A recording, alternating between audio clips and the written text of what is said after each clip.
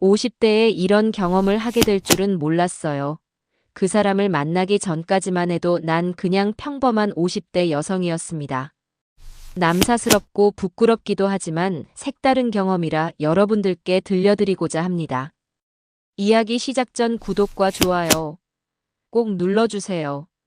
한서연의 손끝에서 사포가 부드럽게 움직였다. 100년 된 앤티크 서랍장의 모서리를 따라 정성스럽게 문지르며 그녀는 나무 속에 숨겨진 본래의 아름다움을 찾아내고 있었다. 20년간 쌓아온 노하우로 손상된 부분을 찾아내고 적절한 목재와 접착제를 선택하는 그녀의 솜씨는 예술의 경지에 가까웠다.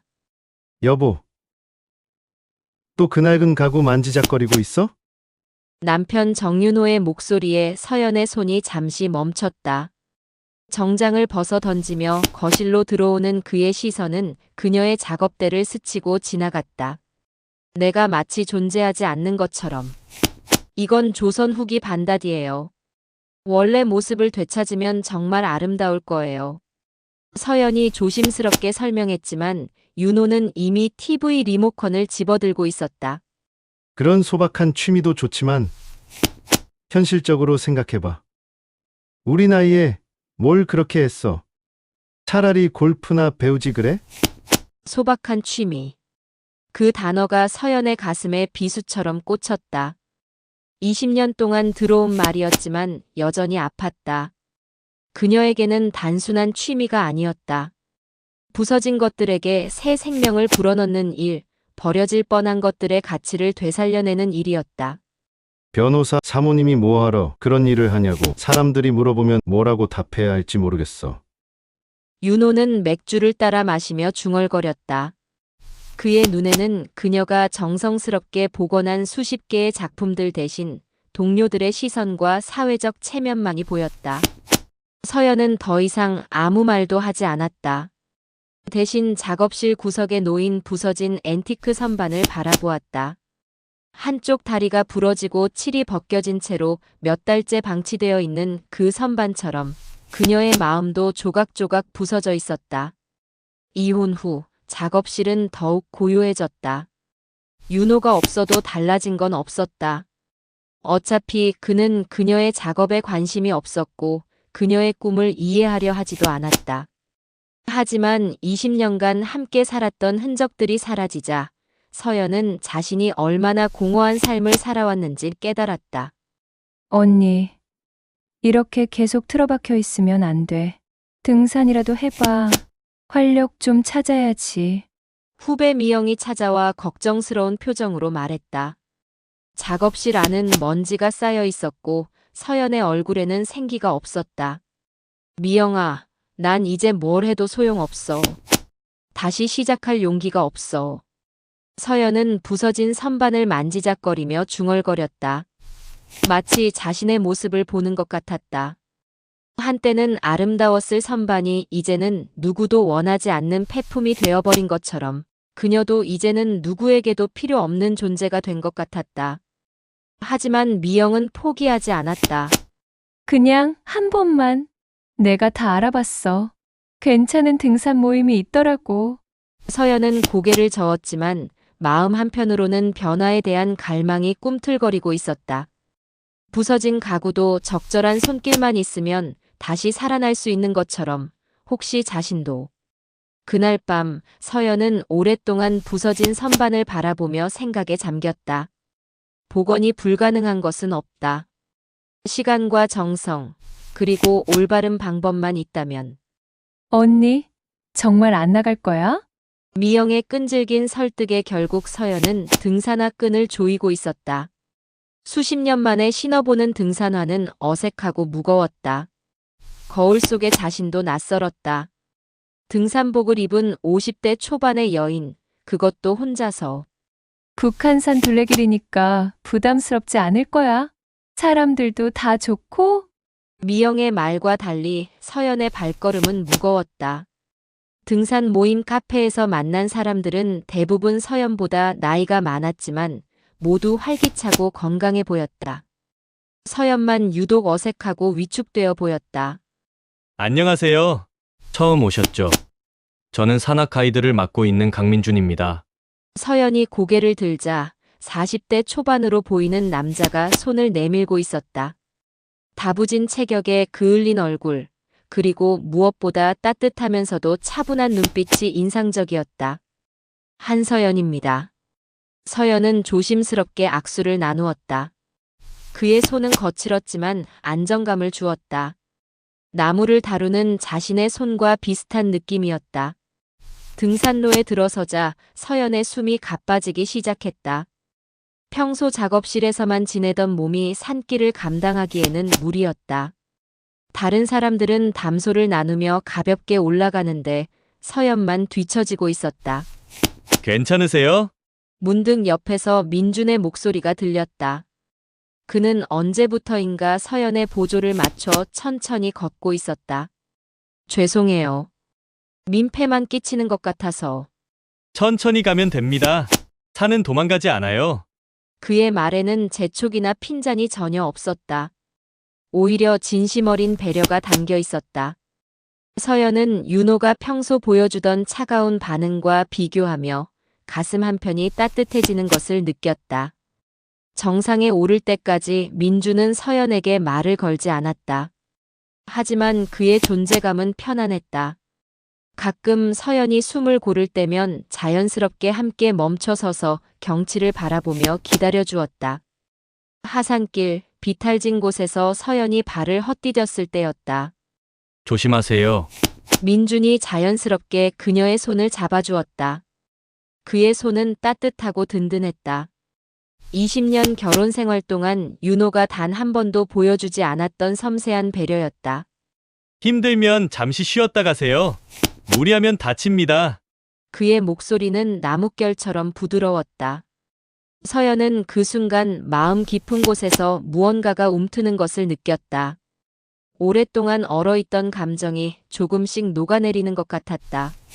하산을 마치고 주차장에서 헤어질 때 민준이 서연의 배낭을 유심히 바라보았다. 이 배낭 꼼꼼하게 덧댄 흔적이 보이네요. 손재주가 좋으신가 봐요. 서연의 심장이 쿵 하고 내려앉았다. 낡은 배낭의 찢어진 부분을 정성스럽게 깁고 덧댄 것을 그가 알아본 것이다. 윤호는 20년 동안 그녀의 손재주를 하찮은 취미라 불렀는데 이 남자는 단 한 번의 눈길로 그것을 알아보았다. 저 가구 복원 일을 하고 있어요. 서연이 조심스럽게 말하자 민준의 눈이 반짝였다. 정말요? 대단하시네요. 부서진 것을 다시 살려내는 일이잖아요. 쉽지 않은 일인데. 그의 말에 서연은 가슴이 뭉클해졌다. 처음으로 누군가가 자신의 일을 제대로 이해해주는 것 같았다. 그날 밤 서연은 오랫동안 잠들지 못했다. 민준의 따뜻한 손길과 진심 어린 관심이 계속 머릿속을 맴돌았다. 그리고 그의 말 부서진 것을 다시 살려내는 일, 이 가슴 깊이 울렸다. 혹시 자신도 다시 살려낼 수 있을까? 부서진 선반처럼 버려질 뻔했던 자신도 적절한 손길만 있다면. 다음 등산 모임이 기다려지는 자신을 발견하며 서연은 미소 지었다. 오랜만에 느끼는 설렘과 떨림이었다. 두 번째 등산에서 민주는 더욱 적극적으로 서연을 배려했다. 물을 건네주고 험한 구간에서는 자연스럽게 손을 내밀어 주었다. 서연의 체력이 늘면서 대화도 조금씩 늘어났다. 가구 복원할 때 가장 어려운 건 뭐예요? 민준의 질문에 서연의 얼굴이 밝아졌다. 그동안 누구도 물어본 적 없는 질문이었다. 손상된 부분을 찾아내는 거예요. 겉으로 보기에는 멀쩡해 보여도 속에서부터 썩어가는 경우가 많거든요. 사람도 그런 것 같아요. 민준의 말에 서연이 그를 바라보았다. 그의 눈에는 묘한 슬픔이 담겨 있었다. 세 번째 등산이 끝난 후 민준이 조심스럽게 제안했다. 다음 주에 제가 아는 조용한 코스가 있는데 혹시 관심 있으시면 함께 가보실래요? 정기 모임 말고요. 서연의 심장이 빨라졌다. 그것은 명백히 둘만의 만남을 의미했다. 잠시 망설였지만 그의 진심 어린 눈빛을 보며 고개를 끄덕였다. 좋아요. 그렇게 시작된 그들만의 은밀한 산행. 다른 등산객들이 잘 찾지 않는 외진 산길을 함께 걸으며 서연은 자신도 몰랐던 이야기들을 털어놓기 시작했다. 남편은 제 일을 한 번도 인정해 준 적이 없어요. 하찮은 취미라고만 했죠. 그 사람이 바보네요. 민준의 단호한 말에 서연이 놀라 그를 바라보았다. 부서진 가구를 보면 그 가구의 삶이 보여요. 누군가 사랑했던 흔적, 아이들이 장난치며 남긴 상처, 세월이 만든 균열. 그런 것들을 다시 살려내는 건 단순한 기술이 아니라 예술이에요. 서연의 눈에 눈물이 맺혔다. 20년 만에 처음 듣는 진정한 이해였다. 산 정상에 올라 도시의 야경을 내려다보며 민준이 자연스럽게 그녀의 손을 잡았다. 이렇게 섬세하고 따뜻한 손으로 그런 작품을 만드시는군요. 그의 손가락이 서연의 손등을 부드럽게 어루만졌다. 서연은 전기가 흐르는 듯한 감각에 몸이 떨렸다. 온몸에 전율이 돋으며 몸이 녹아내리는 기분을 느끼고 있었다. 이혼 후 잊고 살았던 여성으로서의 자신을 다시 발견하는 순간이었다. 민준 씨는 왜 산을 좋아하세요? 산은 거짓말을 하지 않아요. 힘들면 힘들다고, 아름다우면 아름답다고 솔직하게 말해주죠. 그의 말에는 깊은 의미가 담겨 있는 것 같았지만 서연은 그 순간의 달콤함에 취해 있었다. 그날 밤부터 서연의 삶은 완전히 달라졌다. 매일 민준의 문자를 기다리고 그와의 만남을 위해 옷을 고르고 거울을 보며 미소 짓는 자신을 발견했다. 50대라는 나이가 무색할 정도로 다시 뜨겁게 타오르는 감정들이 되살아났다. 작업실에서도 변화가 나타났다. 오랫동안 방치되었던 부서진 선반을 다시 만지기 시작했고 새로운 작품들을 구상하기도 했다. 민준을 위해 작은 나무말 조각품도 만들었다. 조카 선물용이에요. 아이들이 이런 거 좋아하거든요. 민준이 그 조각품을 받으며 활짝 웃었다. 서연은 그의 기뻐하는 모습에 더욱 행복했다. 그들의 만남은 점점 더 은밀해졌다. 다른 사람들의 시선을 피해 인적이 드문 산길을 걸으며 서로의 상처를 어루만져 주었다. 민준의 관심과 애정은 서연의 부서진 자존감을 채워주는 보건제와 같았다. 당신 같은 분을 만나지 못했다면 저는 계속 부서진 채로 살았을 거예요. 서연의 고백에 민준은 그녀를 꼭 안아주었다. 그의 품은 따뜻했고 포근했다. 서연은 오랫동안 잊고 살았던 감각들이 되살아나는 것을 느꼈다. 민준의 손이 그녀의 등을 부드럽게 어루만지자 서연의 몸이 미세하게 떨렸다. 서연 씨, 민준이 그녀의 이름을 부르는 목소리는 바람보다 부드러웠다. 서연은 그의 품에서 고개를 들어 그를 바라보았다. 석양이 그의 얼굴을 붉게 물들이고 있었고 그의 눈동자에는 진심이 담겨 있는 것 같았다. 두 사람 사이의 거리가 조금씩 좁혀졌다. 민준의 손이 서연의 볼을 살짝 어루만지자 그녀는 눈을 감았다. 50대라는 나이가 무색할 정도로 심장이 빨리 뛰었다. 이래도 될까요? 민준의 속삭임에 서연은 작은 고개 끄덕임으로 답했다. 그의 입술이 내 입술에 살며시 닿았다. 깃털처럼 가벼운 키스였지만 서연에게는 전기 같은 충격이었다. 우리는 어느새 키스를 하며 서로의 옷을 벗겨주고 있었다. 내 몸은 이미 축축히 젖어 있었고 민준의 중요한 부분도 나를 향해 거침없이 고개를 들고 있었다. 전 남편과는 느껴보지 못했던 분위기와 민준의 몸짓들 정말 평생 처음 느껴보는 기분이었다. 지금 내 몸은 민준의 손만 닿아도 흥분이 되어 있는 몸이 되고 말았다. 민준의 품에서 서연은 처음으로 안식을 찾은 것 같았다. 이 순간만큼은 상처받은 과거도 불확실한 미래도 모두 잊을 수 있을 것 같았다. 서연은 이 순간이 영원하기를, 이 은밀한 시간이 끝나지 않기를 간절히 바랐다. 하지만 그녀는 아직 몰랐다. 진정으로 부서진 것은 가구가 아니라 자신이었고 진짜 복원이 필요한 것도 자신이라는 것을. 그리고 때로는 가장 아름다워 보이는 것들이 속에서부터 썩어가고 있다는, 자신이 했던 말의 진정한 의미를 곧 깨닫게 될 것이라는 사실을. 오늘 주말 모임은 못 갈 것 같아요. 무슨 일이세요? 민준의 갑작스러운 연락에 서연은 실망감을 감추지 못했다. 가족 행사가 있어서요. 죄송해요. 가족 행사. 서연은 그동안 민준의 가족에 대해 자세히 묻지 않았다. 그가 말하고 싶어 하지 않는 것 같았고 자신도 굳이 캐묻고 싶지 않았다. 하지만 이상하게도 이번에는 묘한 불안감이 들었다. 괜찮아요. 가족이 우선이죠. 서연은 억지로 밝은 목소리를 냈지만 마음 한편으로는 의심의 씨앗이 자라나기 시작했다. 며칠 전부터 민준의 연락 패턴이 달라지고 있었다. 예전에는 하루 종일 수시로 문자를 주고받았는데 최근에는 답장이 늦어지거나 통화 시간이 갑자기 짧아지는 일이 잦았다. 지금 혼자예요? 서연이 물으면 네, 집에 있어요라고 답했지만 뭔가 어색한 느낌이 들었다. 배경에서 들리는 작은 소음들, 갑자기 작아지는 목소리. 서연은 자신이 지나치게 예민해지는 것은 아닌지 자문했다. 이혼의 상처 때문에 불필요한 의심을 하는 건 아닐까? 주말 오후 재료를 사러 나온 서연은 홈센터에서 필요한 것들을 구입하고 근처 공원을 지나고 있었다. 아이들의 웃음소리가 들리는 평화로운 오후였다.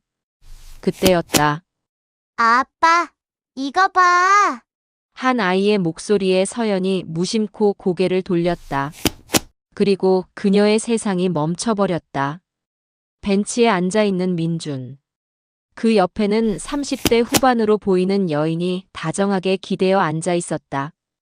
그리고 그들 앞에서 뛰어노는 5살 정도의 남자아이. 아빠, 이 나무 말 예뻐요. 아이의 손에 들린 것은 서연이 정성스럽게 깎아 만든 나무말이었다. 그녀의 손맛과 영혼이 담긴 그 작품이 조카 선물용이라던 민준의 말과 함께 기억 속에서 되살아났다. 조카가 아니었다. 서연의 다리에서 힘이 빠졌다. 아이가 민준을 아빠라고 부르고 있었고 여인은 그의 아내임이 분명했다. 그들은 완벽한 가족의 모습이었다. 자기야, 이번 주말에는 어디 갈까? 여인의 다정한 목소리가 공원의 바람을 타고 서연의 귀에 들렸다. 자기야라는 호칭이 서연의 가슴을 예리하게 찔렀다. 민준이 아이를 안아 올리며 웃고 있었다. 그 웃음은 서연에게 보여줬던 것과는 달랐다. 더 자연스럽고 더 진짜 같았다. 아버지로서의 남편으로서의 그 모습이었다. 서연은 나무 뒤로 몸을 숨기며 그 광경을 계속 바라보았다. 가슴이 미친 듯이 뛰었고 숨이 막혔다. 그녀가 정성스럽게 만든 나무말이 그 아이의 장난감이 되어 있는 것을 보며 서연은 자신이 얼마나 철저하게 이용당했는지 깨달았다. 그녀의 예술혼을 담은 작품마저 그의 거짓말에 이용되었던 것이다. 민준이 아내의 어깨를 감싸며 일어서는 것을 보고 서연은 황급히 그 자리를 떠났다. 다리는 떨렸지만 어떻게든 걸어야 했다. 집으로 돌아오는 길, 서연의 머릿속은 혼란으로 가득했다. 그동안 민준이 했던 말들이 하나씩 되짚어졌다. 사는 거짓말을 하지 않는다고 했던 그가 자신에게는 내내 거짓말을 하고 있었던 것이다. 가족 행사가 있어서요. 그렇다. 그것은 거짓말이 아니었다. 그는 진짜로 가족과 시간을 보내고 있었다. 다만 서연이 그 가족의 존재를 몰랐을 뿐이었다. 작업실에 앉아 서연은 오랫동안 멍하니 부서진 선반을 바라보았다. 예전에는 그 선반이 자신의 모습 같다고 생각했는데 이제는 달랐다. 자신은 부서진 선반이 아니었다. 자신은 속임수에 넘어간 바보였다. 진짜 복원이 필요한 것은 가구가 아니라 거짓에 현혹된 자신의 판단력이었다. 그날 밤 민준에게서 문자가 왔다. 오늘 가족 행사 잘 마쳤어요. 내일 시간 있으시면 만날까요? 서연은 그 문자를 오랫동안 바라보며 쓴웃음을 지었다. 그는 아직도 자신이 모든 것을 알고 있다는 사실을 모르고 있었다. 손가락이 떨렸지만 서연은 답장을 보냈다. 내일 제 작업실로 와주세요. 드릴 게 있어요. 이제 끝낼 때가 되었다.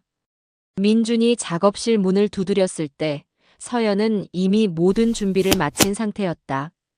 그녀의 앞에는 지난 몇 달간 정성스럽게 복원한 조선 후기 의자가 놓여 있었다. 나전 칠기로 장식된 아름다운 작품이었다. 이 의자 정말 멋지네요. 언제 완성하신 거예요? 민주는 평소처럼 자연스럽게 웃으며 인사했다. 마치 어제 가족과 행복한 시간을 보낸 것이 전혀 문제가 되지 않는다는 듯이. 서연은 그의 얼굴을 찬찬히 바라보았다. 그렇게 자연스럽게 거짓말을 할 수 있는 사람이었구나. 그 따뜻해 보이던 미소 뒤에 이런 차가운 계산이 숨어 있었구나. 앉아보세요. 서연이 의자를 가리키며 차분하게 말했다. 네. 앉아보시라고요. 제가 복원한 가구가 얼마나 튼튼한지 확인해 보세요. 민주는 의아한 표정을 지었지만 의자에 앉았다. 의자는 완벽했다. 삐걱거리는 소리 하나 없이 그의 무게를 든든하게 받쳐주었다. 정말 훌륭해요. 역시 서연 씨 솜씨는. 민준 씨. 서연이 그의 말을 끊었다.